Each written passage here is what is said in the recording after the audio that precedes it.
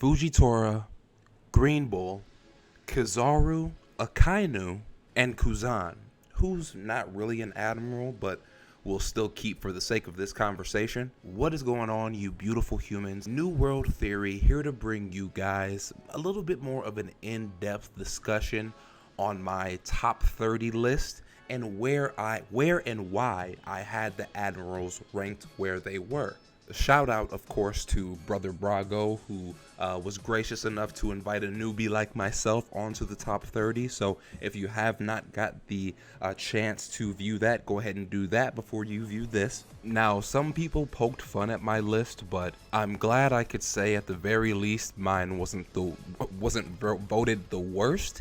But I knew where my admiral placing was going to be at, was going to kind of ruffle a few feathers. So let me kind of go a little bit more in depth on why I have the admirals where they are.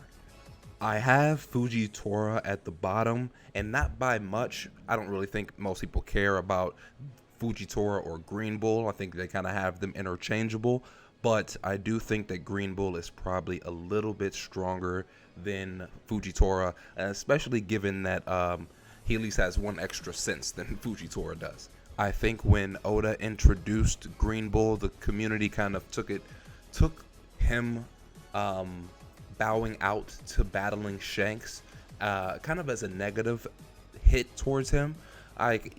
Personally, I think it was just kind of more of a smart decision. Akainu didn't necessarily send Green Bull to stop Fujitora, but he did send him to make sure he didn't kind of get back on the base or whatever the exact order was.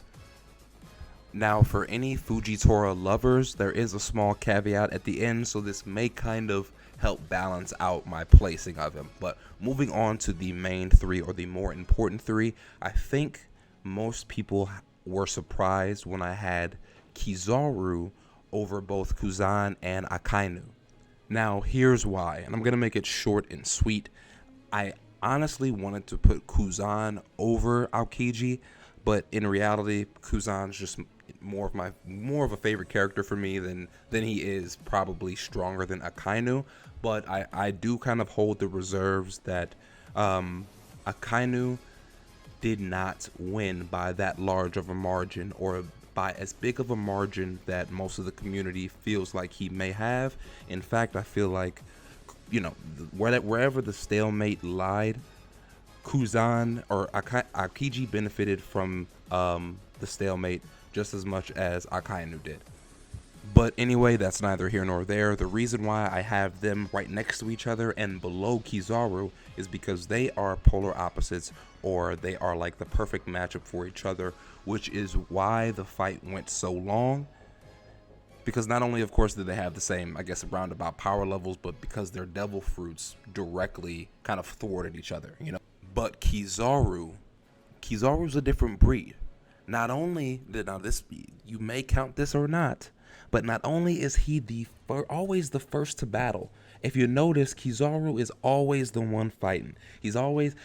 I know that a lot of people are saying that Egghead is a mirror portrayal of Saboidi, which that's yet to be concluded. We'll kind of see how that turns out. And I'm not mad at that by any means, but whether it is Saboidi, or whether it is Marineford, or whether it is Film Z, or whether it's here now in Egghead, Kizaru is always the main one going out to battle. But Kizaru has no polar opposite. You may be able to say Fujitora being gravity, maybe, but I would even more still be inclined to say somebody like Blackbeard. But when it comes within the Admiral rankings, if they're all around the same level, devil fruit wise, Kizaru has probably got the most broken devil fruit and the most unmatchable. In terms of raw strength and potential, you could probably say Kizaru has the highest ceiling of all of the admirals, save Green Bull maybe. We don't know exactly what all he can or cannot do.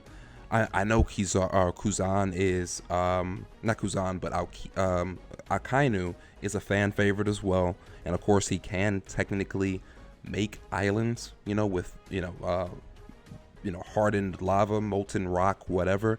But again, I don't, like I said, when it comes to power scaling or when it comes to matchups, Devil Fruit wise, outside of hockey, Kizaru probably has the upper hand. Now, personality may be the only thing that stops Kizaru from getting to that, that rank or that level, or maybe for a reason why he wasn't in the fight for Fleet Admiral at all, is just maybe a personality thing rather than a strength thing. And one can say that does affect his quote unquote overall strength if he's not willing to battle. But again, he is more than likely one of the more broken admirals. So let me know what you guys think. Gonna make these quick. Like, comment, subscribe. Appreciate all the new subscribers from the top 30. Hopefully my list didn't disappoint towards the end. I'm gonna get into detail on why Wrigley's top 10, on why Zoro and Luffy are top 5, and why Sanji is down towards the bottom.